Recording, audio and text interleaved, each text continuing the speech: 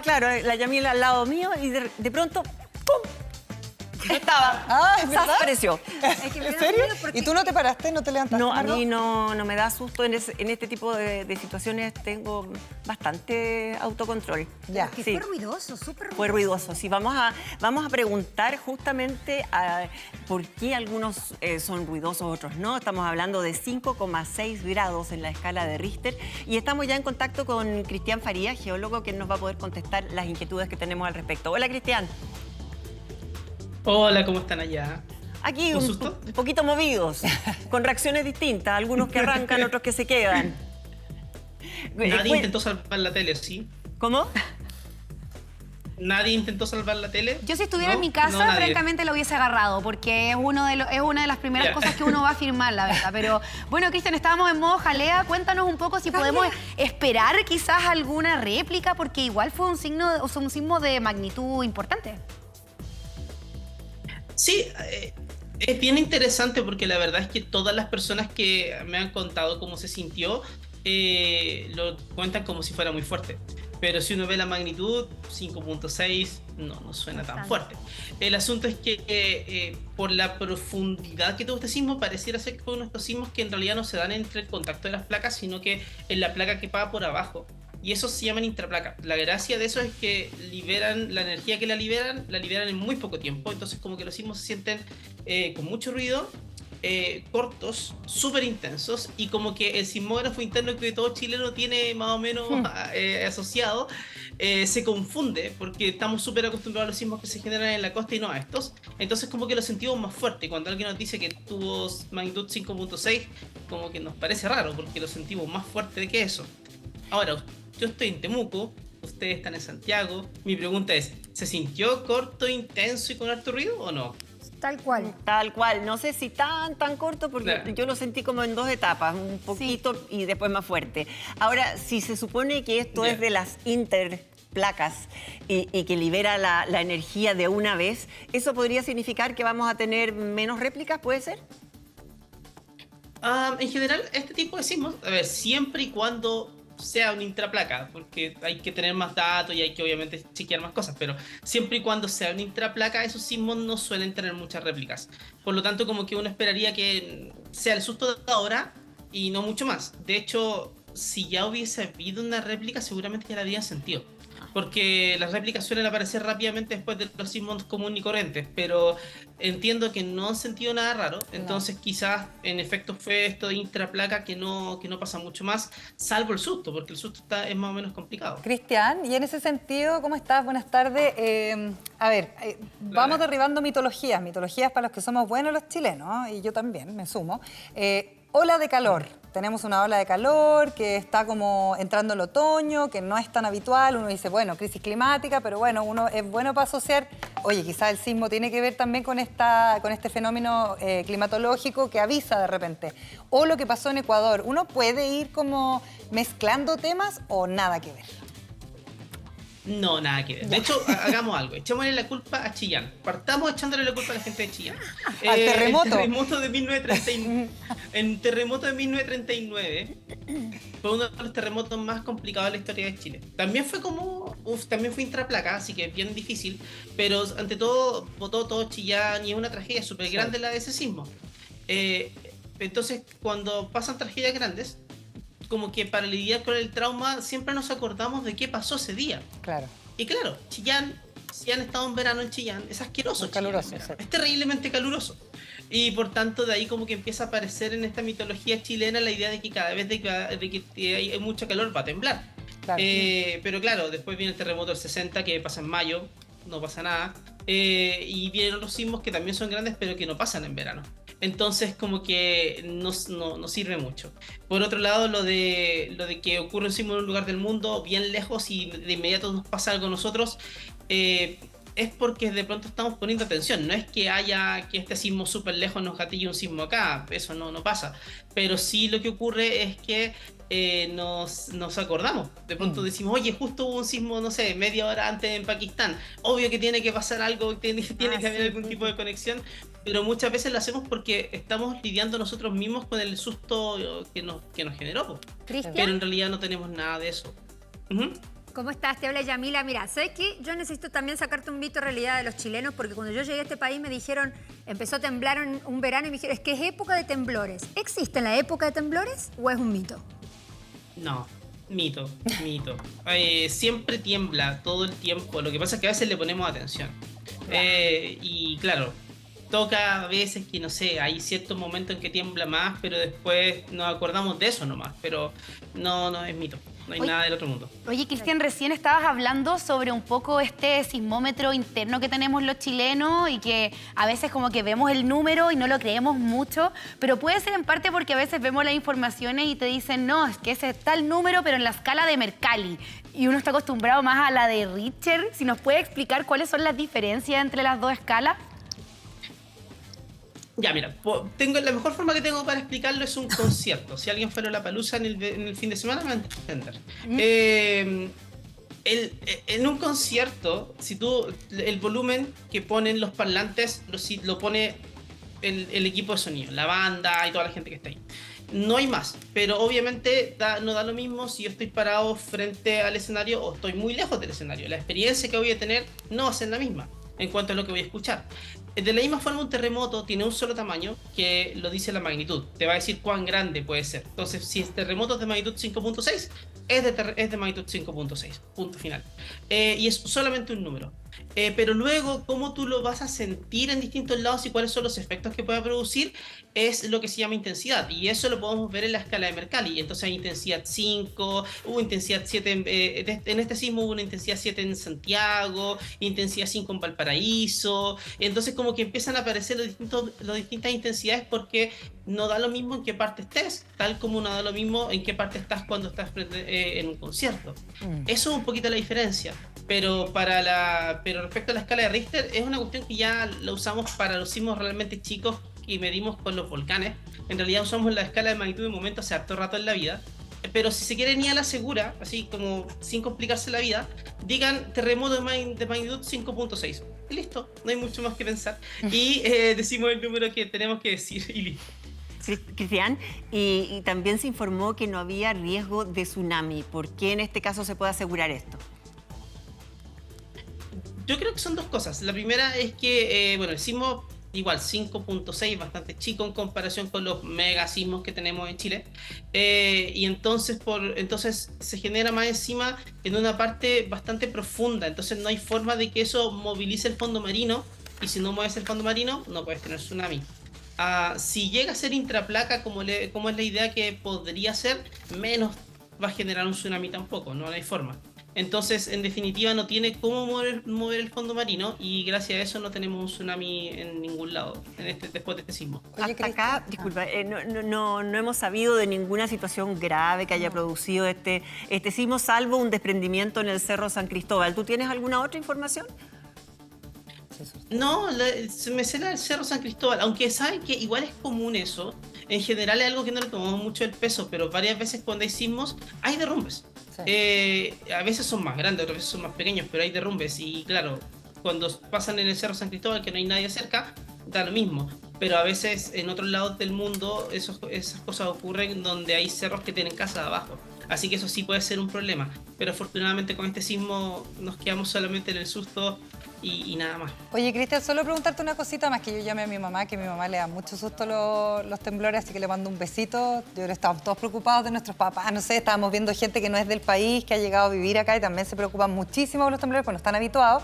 ¿Qué pasa con el ruido? Porque a mí me dijeron que había empezado un ruido un poquito antes y después empezó el movimiento que, como lo describía la Margot, fue como un poquito como en dos tandas, ¿no? ¿Qué pasa cuando viene acompañado de ruido? ¿Uno puede percibirlo un poco antes? Es que cuando ya estás percibiendo el ruido, ya estás sintiendo el sismo. Lo que pasa es que el sismo te genera dos grandes ondas, una que se llama P y otra que se llama S. La primera es la P, que llega más rápido, y cuando el sismo viene muy de abajo, como que te mueve para arriba y para abajo. Ajá. Eso también mueve el aire, y como mueve el aire, entonces termina generando un ruido. Y ese ruido es como bien grave, como un camión que va partiendo, siempre es así. Y luego empiezan a seguir pasando las ondas P. Y claro, cuando se van haciendo más grandes, ahí sí sientes que el suelo se te mueve. Y luego detrás de esas vienen las ondas S, que te dan un segundo movimiento. Y ese es el segundo movimiento que sintió Margot. Entonces como que el ruido es parte de la misma onda sísmica que te está llegando, solamente que lo sentiste porque generaron movimiento de aire y eso se interpreta como ruido para nuestra cabeza. Cristian, nosotros estábamos en un subterráneo, aquí en un -2 en TVN, y yo tengo la sensación que por lo tanto quizás se sintió menos, que estábamos más en una estructura además que es muy potente, sólida del edificio. ¿Es verdad que se siente menos más abajo que en un edificio en un piso 20, por ejemplo? Sí, eso es verdad. Lo que pasa es que cuando estás en un piso muy grande, lo que hacen los terremotos es que hacen vibrar mucho, hacen que vibren más los edificios altos en general en Chile. Y eso hace de que cuando estás arriba lo pasas pésimo, porque te bamboleas muchísimo. Pero claro, no se caen los edificios porque nuestra norma de construcción funciona muy bien. Pero claro que el susto es más o menos grande y por eso la gente que vive en los pisos grandes suele sentir muchos temblores. Y si le pregunta a la persona que vive en el primer piso, como que no se da cuenta a veces. Porque pasa eso. Oye, Cristian, ¿y qué es lo que pasa un poco con cómo tenemos que reaccionar? Yo sé que somos chilenos y que finalmente todos deberíamos tener y seguir un protocolo, pero aquí mismo en el canal, por ejemplo, la Yami dijo que pasó corriendo al lado mío, yo ni la vi, pero sí vi a mucha gente correr y también hay gente que se desespera y vi un video en redes sociales de el mismísimo Pato Yáñez saliendo, estaba en una transmisión y salió también corriendo asustado. Entonces, ¿qué es lo que deberíamos hacer cuando empiezan a pasar estas cosas? Porque como describía Margot, el sismo partió y se sintió bastante regular hasta que después, como en la segunda patita, fue más intenso. ¿Qué tenemos que hacer? Sobre todo cuando tenemos un compañero que quizás es más miedoso, ¿cómo lo detenemos? ¿Cómo lo llevamos a la calma? Los altos también, la gente que está en los edificios. Claro. Sí, mantener la calma es más o menos complicado porque se te mueve el piso, o sea, no es menor. Sí, eso es una cuestión que no deja de ser. Pero, a ver, lo fundamental es asegurarse que no nos caiga nada encima. Por eso hay gente que se mete debajo de las mesas. O por eso abren la puerta y se quedan como debajo de la parte de la puerta para asegurarte que no te caiga algo encima. Hay gente que obviamente salva la televisión, esto es Chile, sabemos de que no hacemos siempre lo que tenemos que hacer. Hay gente que se pone a grabar también, cuando en realidad deberías preocuparte de que no te deberían caer las cosas encima. También pasa. Oye, pero bueno, la cosa es que... Cristian, pero preguntarte un poco por ejemplo, la gente de los edificios, porque yo sé que hay mucha gente que vive en altura, porque hay mucha construcción en altura acá en Santiago, y hay mucha gente que no está acostumbrada a los sismos que vive en altura, y esa gente en general tiende a irse a bajar por la escalera de emergencia, o incluso tomar el ascensor. O se van por ningún motivo, o también se van a las terrazas, los compañeros inmigrantes también se van a las terrazas. ¿Qué dice Cristian? A ver. O sea, lo fundamental es que mientras está temblando, asegúrate de que no te caigan cosas encima. Si estás en un departamento, trata de abrir la puerta del departamento porque a veces la gente se queda encerrada dentro de los departamentos. Y eso es todo lo que tienes que preocuparte hacer hasta que esto pase. Y la tele debajo del marco de la puerta, ponte tú. Para que no le caiga nada a nadie. ¿Pero te queda en el marco, debajo del marco de la puerta o baja por la escalera? También te puedes quedar en el marco de la puerta, pero no se te ocurra salir a la escalera, porque si sales a la escalera y te caes por la escalera, al final te va a pasar algo más complicado. Cristian, y para las personas... Obviamente no vaya al ascensor. Para las personas que tienen este gran temor por los temblores, que les cuesta mucho manejar el miedo, ¿hay algún tipo de aplicación que yo pueda tener en mi teléfono para que me avise que va a empezar a temblar o que está temblando o qué grado tiene el temblor que estoy viviendo? Pero es que es complicado lo que acabas de decir, porque resulta de que si una persona tiene mucho miedo a los sismos, ¿qué pasa si yo le digo en 5 segundos más viene uno? Sí. Es complicado porque le genero más pánico todavía ante cualquier cosa. Pero se puede saber antes.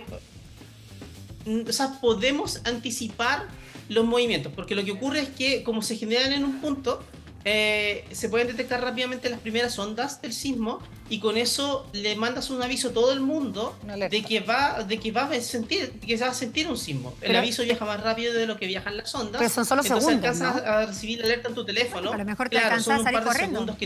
Pero llegaron hoy día llegaron algunas alertas a los teléfonos. Pero te sirve. Sí, claro, llegaron alertas a los teléfonos porque hay sistemas que te permiten, con algunos sensores, te permiten identificar de que, oye, se generó una onda, la detectamos, prepárate porque va a venir otra más grande después, Y eso es lo que podemos saber de los terremotos. El problema está en que solo saber esa información no te sirve si no trabajaste en todo lo otro antes. Ya. Porque tienes que saber mantener la calma, para eso tienes que conversar con tu gente, tienes que saber dónde pararte. Por último, si te llega el aviso y no sé, pues estás lavando la loza lleno de cuchillos al frente, te vas a una parte más de la otra parte de la casa, te pones debajo de una mesa para que no te pase nada. Pero eso es cuando sabes qué hacer. El trabajo previo es lo importante, el como ir viendo cómo transmitimos calma a las personas, cómo le transmitimos la sensación de seguridad a los nuestros, cómo conversamos de que esto pasa. Tenemos muchas personas que han llegado a Chile en los últimos años y que no les han tocado temblores fuertes. No, pero créeme que es el país más acontecido del mundo este. Claro, estamos en el país más acontecido. Y la pregunta es cómo lo acogemos, cómo les damos tranquilidad, por ejemplo. Porque esas son las cuestiones que finalmente ayudan a que cuando llegue el momento tome la decisión correcta y no se expresa del pánico. Eso es lo importante. Cristian, quizá para los pisos más altos, si es que hay muebles, armarios, closets pero separados, no construidos, sería bueno Claro. atornillarlos a los muros, porque eso se viene abajo y adentro hay a veces copas, vasos, sí, losas, claro. que se rompe toda. Entonces se Todo. podrían tomar esas precauciones, más encima evitar que le caiga encima a una persona. Claro, tienes toda la razón. Y esas son cosas que uno hace previo a un sismo, o sea, Exacto. desde la preparación, sabiendo que vives en un lugar donde eventualmente esto va a ocurrir, entonces te preocupas de ver cómo tornillas eso, qué pasa si todo lo que tienes puesto no se va a caer. Esas cuestiones son súper importantes. Y claro, por eso también, como la gente le damos valor a muchas cosas, siempre hay historias de que alguien va a salvar algo que se puede caer, porque bueno, le damos mucho valor a las Cristian, y cosas. ahí aparece como el recuerdo un poco en la lógica de lo que tú estabas diciendo, que hay gente que ha llegado a Chile que no ha vivido el terremoto, el último terremoto del 2010, en la zona centro, digamos. Y yo me acuerdo a mis papás, como tú decías, Margot, amarrando de alguna manera como con unos cáncamos en los muebles para que no se cayeran, porque ya habían vivido el terremoto de la década del 70, etcétera. Entonces, también quizás uno como que se olvida un poco, y en esta nueva forma de vida, además uno tiene muebles más livianos, yo creo que hay que tomar ciertas precauciones entendiendo que somos un país sísmico. Es que lo que tú dices es hacerse cargo de que somos un país Claro. sísmico. Yo creo que el tema es que no debemos perder la memoria. Y por ejemplo, tú mencionas algo que siempre llama la atención. Tú hablas de que el último terremoto fue el 2010, pero el último terremoto grande que se sintió en Santiago fue el 2015. Y se nos olvida, porque como que nos acordamos de los tramos más grandes, pero algunos se nos van y se nos pasan. Se me olvidó. Y el ¿Cuántas veces? 2015, por ejemplo, fue en septiembre, casi en el 18, de tarde, ¿Verdad? noche.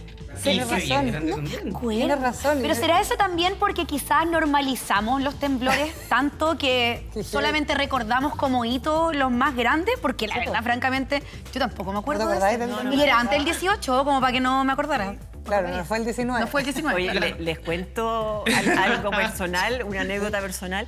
En el del 2010, yo arrendé un departamento en la playa que estaba en un piso 7, o sea, estaba sentada arriba del epicentro prácticamente.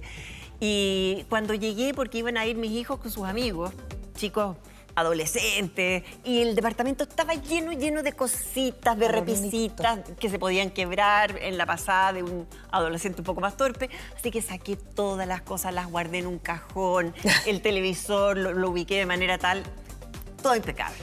Un día antes de devolverme ya de las vacaciones, puse todos los chiches de vuelta en sus lugares, y esa noche tembló y se vino abajo todo. El televisor se cayó al piso. Mi hija chiquitita decía, mamá, nunca había visto un televisor por dentro, porque se apareció todo lo que había Oye, dentro. Ley de Murphy se llama eso, Margot, sí. Ley de Murphy. Oye, pero interesante esas cosas, como tener precaución con eso, porque sobre todo si estamos con niños, por ejemplo, en un departamento más chiquitito, tenemos la televisión, como tú dices, televisores que antes, que aquí me va a salir lo de soda, pero antes tenían poto las teles, entonces era más difícil que se cayeran. Ahora las teles son súper livianas. Y Si los uno está plasmas con eran niños, pesados. claro, si uno está con niños, quizás como empezar a ser un poquito más conscientes de eso también. Sí, lo importante, por eso es tan importante conversarlo antes. Uno ponerse en el escenario, ya mira, si empieza a temblar, ¿Qué hacemos? ¿cuál es la primera cosa que va a hacer? Entonces la familia lo discute. Ya, alguien va a ir a agarrar a los niños, los vamos a dejar vamos a llevar a tal lugar. Perfecto. tú te pones, si estás aquí, te corres a cierta parte y te pones debajo de la mesa. Perfecto. Alguien abre la puerta para asegurarnos de que no nos vamos a quedar encerrados. Ya, vale. Cuando termine, alguien rápidamente va a cortar el gas, por ejemplo. Cosas así. Como que eso se ha conversado para que después no tengas que pensarlo. Porque no quieres pensar en ese momento. Te están pasando cosas, no quieres estar adivinando lo que tienes que hacer. Está bien. Cris, pregunta, un protocolo, ¿hay que tener algún kit de emergencia? Por ejemplo, conozco varios que son medios obse con los temblores y dejan, por ejemplo, la mochila armada con ropa, con comida, con... ¿Es real? ¿Qué hay que llevar? ¿Qué no? Bueno, en un ratito quiero que nos respondas eso. ¿Por qué te vamos a dejar con suspenso? Exactamente, porque Cris, te habíamos dejado una pregunta planteada que era sobre el kit de emergencia, si es ideal dejar una mochila con ropa, con alimento o no, qué poner. Cuéntanos. Es que deberíamos. Yo creo que en general deberíamos. Fundamentalmente tienes que pensar tienes que pensar en formas de ver la noche, es decir, linternas para que tú puedas iluminar en caso de que nos toque un terremoto y se corte la electricidad, por ejemplo, ropa de cambio, agua, botellas de agua que tengas que tener ahí en particular. ¿Cómo? Una piscolita igual para los nervios. Una piscolita como para el nervio. Yo creo, a ver, es que depende a mí no, porque no me gusta la piscola, pero si me ponen un gin and tonic de más. Ahora, Igual pasa, podemos ser amigos, güey. igual pasa que yo siento que con esas mochilas finalmente uno puede dejar ahí como, no sé, una tenilla y esas cosas, y cuando la quería usar, está en la mochila y finalmente no sé, como que se termina es tan desarmando. práctico. Pero lo que yo sí te quiero preguntar, Cristiana, es qué pasa con los protocolos de las pegas de las oficinas, porque por ejemplo acá en TVN, que es un lugar donde hay mucho vidrio, escuché por ahí que habían compañeros que trataron de alejarse un poco porque sentían el oscilamiento de esos vidrios. Eso me imagino que también es muy peligroso. ¿Qué pasa con estos puntos de encuentro? Si tú nos recomiendas también como ser un poco más preocupados en ese sentido y ver en nuestros lugares de trabajo qué hacer. sí, totalmente. Y eso es súper importante porque el terremoto va a ocurrir en cualquier momento. Puede que estés sentado en tu escritorio y te va a pasar. Pero lo que nos salva realmente las vidas es la preparación. Todas esas cosas que hemos estado conversando ahora. Es decir, tener conciencia de qué es lo que nos rodea y qué puede pasar en caso de que haya un terremoto grande. Aparte, ustedes allá en la zona central tienen en la costa la amenaza de un gran terremoto hace ya harto rato. O sea, un terremoto que sea de magnitud 8.4, 8.5 con tsunami en la costa de Viña Valparaíso puede ocurrir en algún momento del futuro porque sabemos que hay suficiente tensión acumulada en las placas para que algo así ocurra. Entonces, claro que hay que estar pensando en ese tipo de cuestiones. Yo creo que más que pensar como en la paranoia de, oye, se viene un terremoto a cada rato, lo que tenemos que ver es más bien como atender el hecho de que en algún momento nos va a llegar y por lo tanto tenemos que saber ver bien en nuestro entorno, donde trabajamos, en nuestras casas, tener como esos protocolos que hablaban delante. No sé, sabemos de que por ejemplo nos vamos a quedar seguramente sin perdón, dime. Sí, dime. Que dos cosas, porque yo te iba a preguntar la gente que agarra el auto y sale a andar en auto, por ejemplo, si es que eso lo recomiendo o no. Pero espérate, volvamos a retroceder a lo que acabas de decir, de que debiéramos estar como a la espera de un terremoto 8, algo en la zona central de Chile. Como per se, debiéramos estar esperándolo para pronto. Hablemos de eso. Sí, hablemos, ok. Ya, vamos por esa parte. Bien, en efecto, lo que ocurre es lo siguiente. El último gran terremoto de la zona central ocurrió en 1730. Y ese terremoto tuvo una magnitud 9.1 a 9.3, una cuestión brutalmente grande. Generó un tsunami súper grande, pero claro, en esa época obviamente no teníamos toda la ciudad en la zona costera que tenemos ahora. De ahí en adelante, en la zona central han ocurrido distintos terremotos, pero que no son tan grandes como el anterior. Está el de 1906 en Valparaíso, 1985 en San Antonio, no sé, pues el de 1943 cerca de Illapel, el de 2015 cerca de Illapel. Pero si uno va contando la cantidad de tensión que van acumulando las placas y cuánto se ha liberado por estos terremotos que han ocurrido a lo largo de los años, nos queda un remanente. Y ese remanente es tan grande como para por lo menos generar un terremoto de magnitud 8.3, 8.4 con tsunami. Quizás más grande. Cristian, puede darse que sea más grande, pero eso va pasando con el tiempo. Dime. ¿Y no podrían ocurrir varios terremotitos más chiquititos y se Claro. libere la energía ¿En cuotas, digamos? No. No, lamento decirte que eso no funciona, porque el problema es que la escala de magnitud es tal de que un 9, por ejemplo, es 32 veces más grande que un 8. Un 8 es 32 veces más grande que el 7. Entonces un 9 es como 1000 y tantas veces más grande que un 7. Ah. Si tú quisieras evitar el 9, entre comillas, necesitarías como 1000 7 y nunca ocurren 1000 7. ¿Y cuánto Entonces, tuvo- ese es un gran problema. ¿Cuánto tuvo el terremoto del 60 en Valdivia? ¿Cuántos grados? 9.5. 9.5. Wow. 9.5, sí, una locura. ¿Y el del Una 85 locura. de O cuánto sea, fue? El del 85. Mira, voy a decir sí, fue magnitud 8, que aunque no lo creas, respecto al de Valdivia es un pitufo, es súper chico respecto al del 60, muy chico, e incluso es chico en comparación con el terremoto de 1730. Entonces, el problema que nos enfrentamos hoy en día, volviendo al punto inicial, es que claro, en el futuro nadie te sabe decir cuándo, porque no Claro. podemos predecir terremotos, pero en el futuro sí podemos enfrentarnos a un terremoto de magnitud 8.5 con tsunami en la zona central de Chile. Y eso es complicado, porque no solamente golpea Santiago, sino que también genera tsunami en zonas como Viña del Mar, que tienen que aprender a estar preparadas. Hay grandes temas ahí y no hay mucho que podamos hacer respecto al terremoto. Lo que sí podemos hacer es prepararnos ante este tipo de eventos. Oye, Eso Cristian, sí, es el camino. y decir que tenemos construcciones que están bastante más preparadas que en la década del 60, decir que tenemos alertas Sí, que claro. llegan al celular y por lo tanto nos podemos preparar mejor. Arrancar en auto no, ¿sí? No, los tacos que se No. producen. No, porque Arrancar además el en auto auto se no. mueve. No. Ya. Se mueve mucho el auto. Oye, No, Cristian... no más, pero imagínate estar en la playa, arrancar en auto, taco y te viene la ola. Terrible. No, pésimo, sí. Cristian Farías, geofísico, muchas gracias por conversar con nosotros. Que estén muy bien. Saludos.